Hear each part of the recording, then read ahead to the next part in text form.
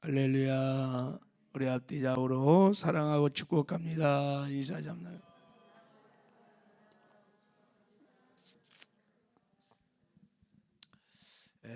우리 영상으로 새벽 예배를 드린 지체들도 주 안에서 사랑하고 축복합니다. 제가 큐티인 본문을 아침에 함께 나눌 때 시간이 없어서 주로 앞부분 말씀만 상고하고 함께 나눕니다. 나머지는 너무 귀한 말씀들이니까 여러분들이 오늘 더 깊이 좀 묵상하시고 은혜를 받으시기를 바랍니다. 자, 우리가 회개하고 예수를 영접하면요, 예수님의 생명을 얻어서 우리가 새 사람으로 거듭나게 됩니다. 사람이 태어나자마자 바로 이렇게 성장한 사람으로 태어나는 게 아니잖아요, 그죠? 갓난아이로 태어나서 이제 자라는 거예요. 청년의 시절을 지나 그리고 장년으로 성장을 합니다. 영적으로도 똑같아요. 우리에게 주어진 조회라고 하는 생명은 성장하는 생명입니다. 그래서 영적인 갓난아이도 있고 청년도 있고 아비도 있고 이렇게 성장을 합니다. 오늘 그 신앙 성장의 그 성숙의 과정을 단계를 세 단계로 사도 요한이 말을 하고 있습니다. 자, 우리 한번 나는 어떤 단계의 성장을 지금 이뤄가고 있는지 한번 자기 신앙도 성찰해 보고 내가 어디로 가야 되는지를 한번 내 성장의 목표를 한번 보시기를 바랍니다. 자, 우리 12절을 한번 읽겠습니다. 시작. 자녀들아, 내가 너희에게 쓰는 것은 너희 죄가 그 이름으로 말미암아 사함을 받음이요. 13절도 읽어요. 아비들아, 내가 너희에게 쓰는 것은 너희가 태초로부터 계신 이를 알았으며 청년들아, 너희가 쓰는 것은 너희가 악한 자를 이겼음이라. 거기 보면 자녀들 동그라미, 아비들 동그라미, 청년들 동그라미, 이렇게 자녀, 청년, 아비 3단계로 신앙의 성장을 이렇게 나눴어요. 자, 첫 번째 단계인 자녀 단계, 아이예요. 자, 이때 자녀들아라고 말할 때 이 테크놀이라고 하는 헬라어 단어는 아주 갓난아기 상태를 말할 때 하는 거예요. 갓난아기. 그러니까 우리가 예수님을 영접하고 이제 거듭난 새 생명을 말합니다. 새 생명을 이제 성장의 시작이 여기서 이루는 거예요. 자, 이런 자녀들에게 내가 너에게 쓰는 것은 말씀드린 대로 이 사도 요한이 요한일서의 편지를 말하죠. 복음을 말하는 거예요. 복음을 내가 너희들에게 이렇게 쓰는 것은, 이 편지를 쓰는 것은, 자, 너희 죄가 그 이름으로 말미암아 사함을 받았음이라 그랬어요. 죄를 사함을 받았다. 즉 십자가의 복음을, 은혜의 복음을 지금 알려주는 것입니다. 여러분, 영적인 갓난아이, 어린아이 상태에서는 가장 중요한 게 뭐냐면 십자가의 복음을 아는 것입니다. 아는 거예요. 예수님께서 나의 죄 형벌을 그 보혈로 다 사하여 주셨습니다. 내가 그 예수를 믿을 때 하나님이 그 믿음을 보시고 나에게 제사함의 은혜를 베풀어 주셨습니다. 예수님께서 제사함뿐만 아니라 십자가에 죽을 때 죄의 종로 따던 우리 옛사람도 십자가에 못 박고 우리에게 생명을 주셔서 새 사람이 되게 하셨습니다. 그 십자가 복음을 내가 믿으면 하나님이 그렇게 은혜를 베풀어 주십니다. 그리고 예수님이 이 땅에 육신을 입고 오셔갖고 우리를 대신해서 하나님 말씀에, 율법의 요구에 철저하게 순종해서 100% 하나님 말씀에 순종하는 의인의 삶을 살았어요. 그 예수를 내가 믿을 때 하나님이 그 믿음을 보시고 전적인 은혜로 우리를 의롭다고 인정해 주시는 것입니다. 그러니까 우리가 십자가의 복음의 은혜는 우리의 공로나 우리의 무슨 선행이나 행위로 얻는 것이 아니라 100% 하나님의 은혜입니다.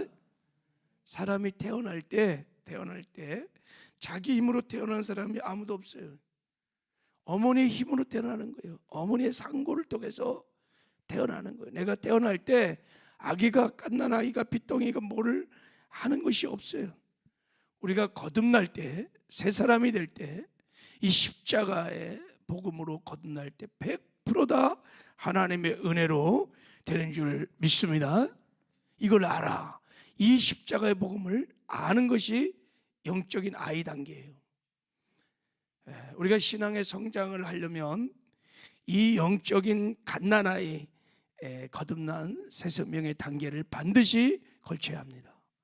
십자가의 복음을 깊이 우리가 알아야 돼요.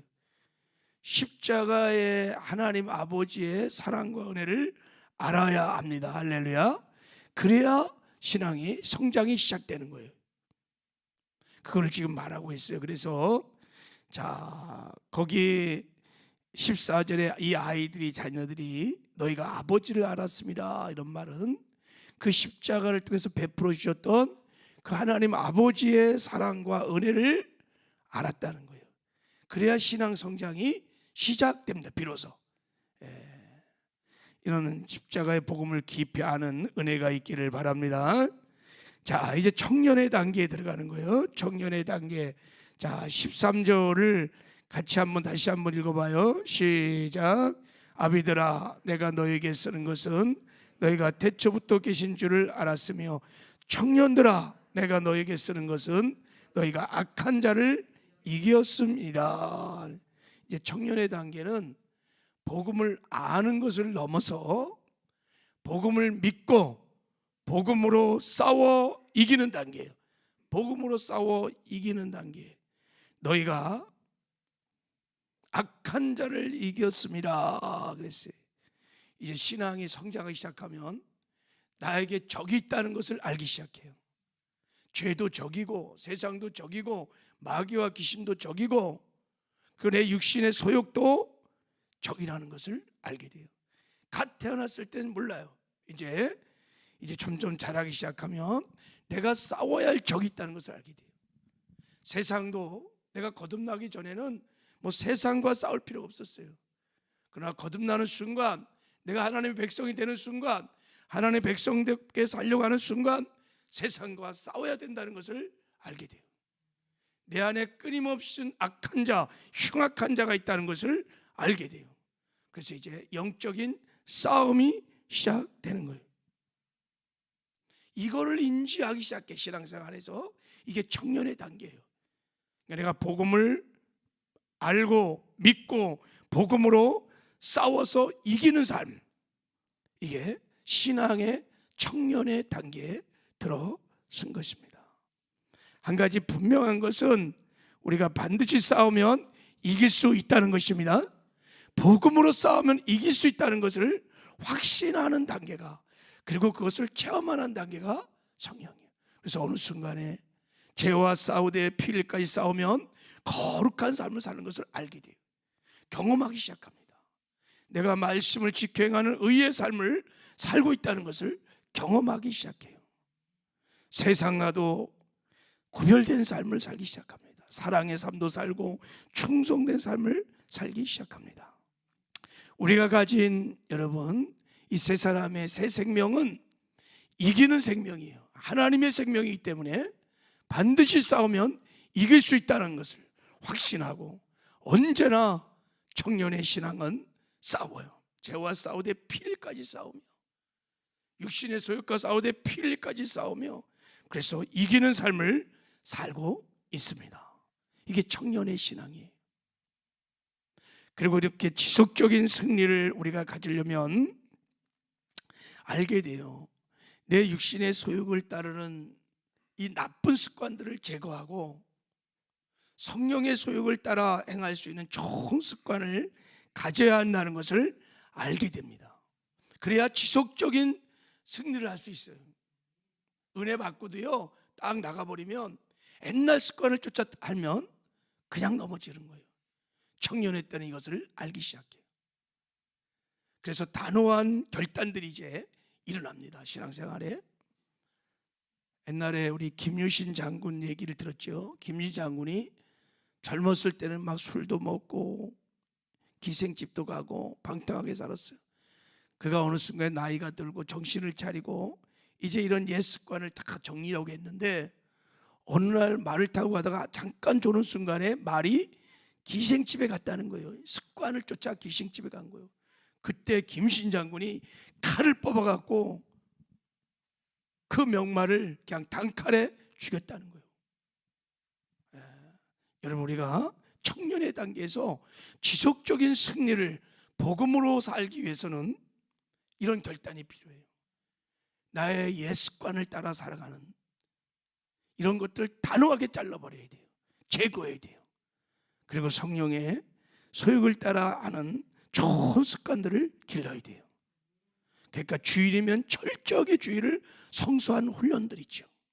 죄를 지면 누구 탓, 무슨 탓 합리화시키지 않고 죄를 상대화시키지 않고 하나님께 나가서 통해 자복 회개하는 습관들. 언제나 긍정적인 생각, 긍정적인 말을 하고 이런 습관들을 내야 돼요. 저는 하루 일과가 끝나면 영성 일기를 써요. 주님과 동행하는 일기를 써요. 평생 써왔어요. 저에겐 너무너무 좋은 습관이에요. 하루를 성찰해보고 하나님 앞에 회개할 것은 회개하고 깨달은 것을 적고, 저에게는 너무너무 제 신앙의 성장을 위한 습관이에요. 이런 좋은 습관들을 가진 사람들이 지속적으로 승리할 수 있어요. 이런 습관들이 없으면 여러분 은혜는 받는데 맨날 옛날처럼 사는 거예요. 옛날 습관으로 돌아가는 거예요. 마귀는 그것을 잘 알기 때문에 그 습관들을 충돌해서 육체의 소욕을 따라 살게 해요. 그러면 여지없이 죄를 짓고 무너지는 거예요. 여러분, 청년의 시대의 지속적인 승리를 위해서 부단히 여러분 좋은 습관을 만들어 가시길 바랍니다. 성령의 소욕을 따라 말씀을 따라 살아가는 습관들을 만드셔야 돼요. 그러면 지속적인 승리가 있을 줄 믿습니다. 싸우면 반드시 이길 수 있습니다. 복음을 알고 싸우면 누군 다 이기습니다. 죄도 이기고 세상도 이기고 마귀도 이기는. 그래서 청년 때는요 승리의 전리품이 자기 신앙생활에 있습니다. 근데 매일 넘어지고 자빠지고 시험 들고, 여러분 이 승리가 없는 사람은 아직도 영적인 갓난아기인 거예요. 이기적이고. 여러분 신앙이 청년의 단계로 성장하고 성숙하는 애가 있기를 바랍니다. 자, 마지막 단계는 아비 단계예요. 자, 13절. 자, 우리 전반부만 다시 한번 읽어봐요. 시작. 아비들아, 내가 너에게 쓰는 것은 너희가 태초로부터 계신 이를 알았음이니라. 아비 단계는요 복음을 아는 것을 넘어서, 복음으로 가지고 영적 전쟁에 승리하는 걸 넘어서 복음을 누려 열매를 맺는 단계입니다. 너희가 태초부터 계신 일인 하나님을 어떻게 한다고요? 아는 단계. 알아요. 하나님을 깊이 알아. 하나님의 마음을 알아. 하나님의 뜻을 알아. 하나님의 심정을 알아. 그래서요 그 마음에 순종하여 하나님과 동행하는 사람이, 이게 아비예요. 아비. 근데 여기서 안다는 말은 에피크노세이는 우리가 잘 아는 대로 머리로 지식으로 하나님을 아는 게 아니에요. 하나님과의 깊은 만남과 인격적인 친밀한 교제를 통하여 하나님을 아는 것을 말하는 거예요. 이게 영적인 아비들이에요. 아비들은 하나님을 잘 압니다. 여러분 여기서 말하는 이 에피크노세이라는 것은 내가 하나님을 아는 것도 굉장히 중요한데 하나님이 나를 안다는 의미를 포함하고 있어요. 내가 하나님을 안다고 나는 생각해. 근데 하나님이 정작 나는 너를 도무지 알지 못한다. 그럴 경우가 있어요.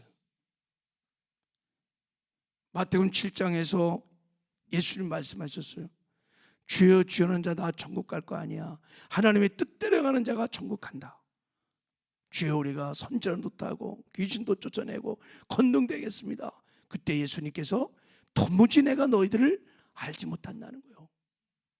불법을 행한 자라 떠나라는 거예요. 어떠세요? 나의 신앙은 어느 정도 성숙이 되었나요? 내가 하나님을 안다고 생각해. 근데 정작 하나님이 정말 나를 알까? 이것은 여러분 주님과의 친밀한 교제가 있을 때만 가능한 거예요.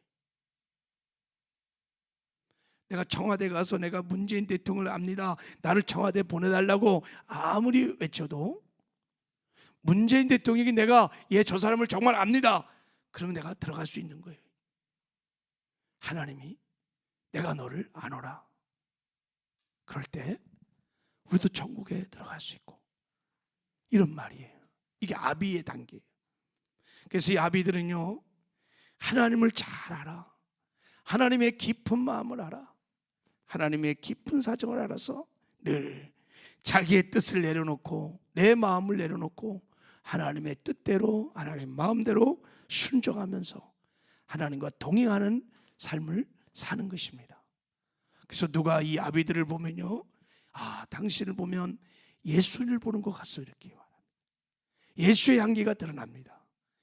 열매가 주렁주렁 맺혀요. 성령의 9가지 열매가 주렁주렁 맺힙니다. 사랑과 약과 평과 자비와 양선과 온유와 중정, 막 주렁주렁 맺혀요. 하나님은 언제나 그 열매를 보시고 그 사람을 평가하잖아요. 너는 내 마음에 합한 자라. 그래서 하나님이 아비들을 사용하십니다. 아비를 통하여 하나님의 뜻을 이루어가게 하시고 존귀와 영광을 입혀 주십니다.